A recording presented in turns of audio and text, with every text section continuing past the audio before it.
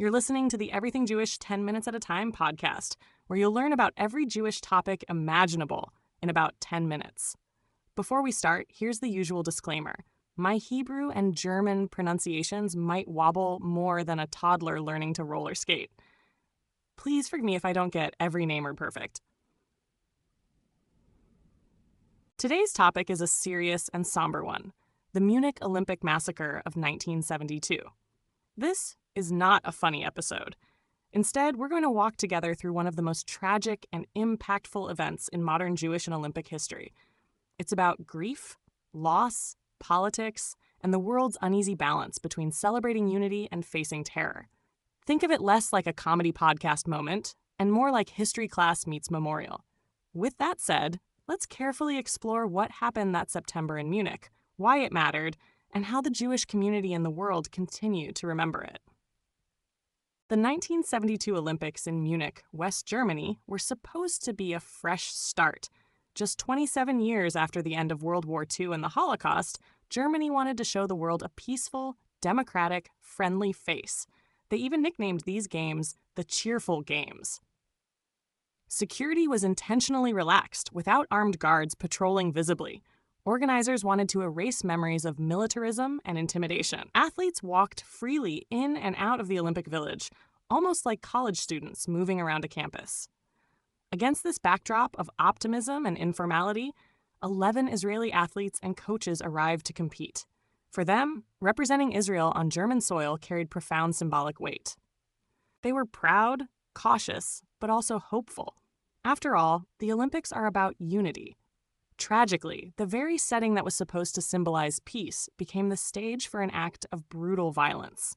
On September 5, 1972, in the early hours of the morning, 8 members of the Palestinian militant group Black September scaled the fence of the Olympic Village. They were armed with guns and grenades, disguised as athletes carrying sports bags. Their target, the Israeli team. By 4:30 a.m., they had broken into the Israeli quarters at Connolly-Strasse 31. Wrestling coach Moshe Weinberg resisted them, fighting back fiercely, even though he was shot. Weightlifter Yosef Romano also attempted to stop them before being killed. These initial acts of courage bought time, but ultimately the terrorists took 9 Israeli hostages. The attackers demanded the release of over 200 Palestinian prisoners from Israeli jails, as well as 2 imprisoned German radicals. The world woke up to the horror of an unfolding hostage crisis at the very event meant to unite nations. As news spread, the crisis instantly became global television. Millions around the world were glued to their screens, watching updates almost in real time. The images were haunting. Masked gunmen standing on the balcony of the Israeli team's apartment, rifles in hand. Negotiations began quickly. The German authorities, unprepared for terrorism, were scrambling. Israel refused the demands outright. Prime Minister Golda Meir declared that yielding to blackmail would invite more attacks. Meanwhile, the International Olympic Committee faced a terrible question. Should the Games continue? Incredibly, competitions were only paused temporarily, then resumed, a decision that remains controversial. For 20 tense hours, the world collectively held its breath. Families of the hostages, Israeli leaders, and Jewish communities worldwide prayed for a miracle, hoping somehow the athletes would be saved. That night, German officials planned a rescue attempt at Fürstenfeldbruck Air Base. The terrorists agreed to be flown with the hostages to Cairo. Buses took them and their captives to waiting helicopters, which ferried them to the airfield. The plan was to ambush the terrorists there with German police sharpshooters. But the operation was disastrously flawed. There were too few snipers, poorly coordinated communication, and no night vision equipment. When the firefight erupted, chaos took over. Grenades were thrown into one helicopter, killing hostages inside. Gunfire riddled the second helicopter, killing the rest.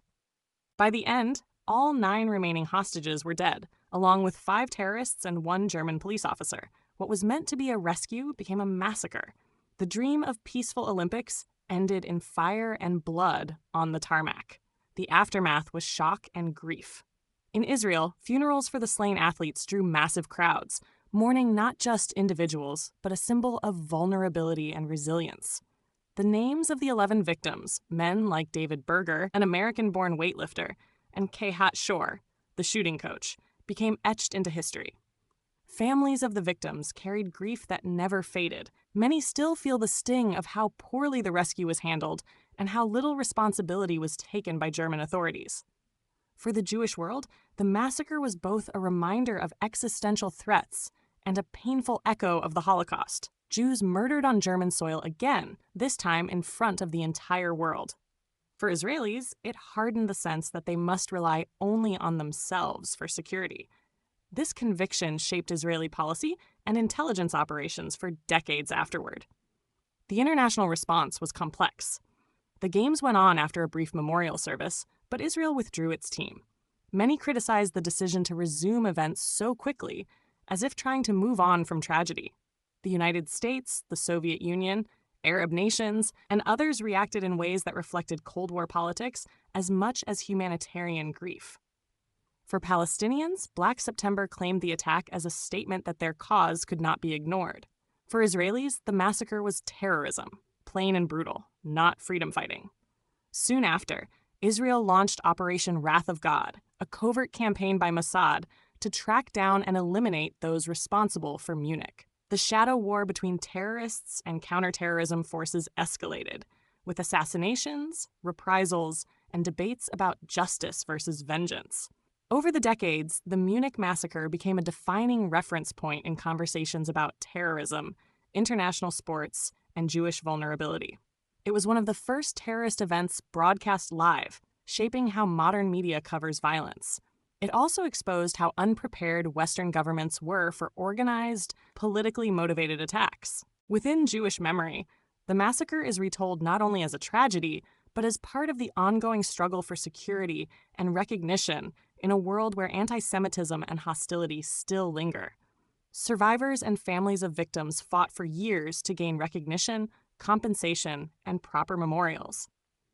Only in 2022, on the 50th anniversary, did Germany officially apologize and agree to financial settlements with victims' families, acknowledging deep failures in 1972.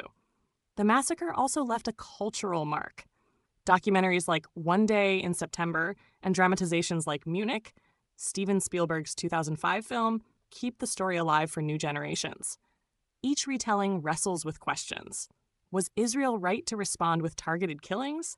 Could Germany have done better in the rescue? Should the Olympics have been halted entirely? These questions spark debate, but what is clear is that the athletes were murdered simply for being Israeli Jews. Remembering them is not about politics alone. It's about honoring their lives. The massacre shows how even the most joyful international celebration can be shattered when hatred intrudes. The world continues to revisit Munich, not because people want to, but because forgetting would mean erasing the victim's dignity and the lessons learned. So what should we take away from Munich today?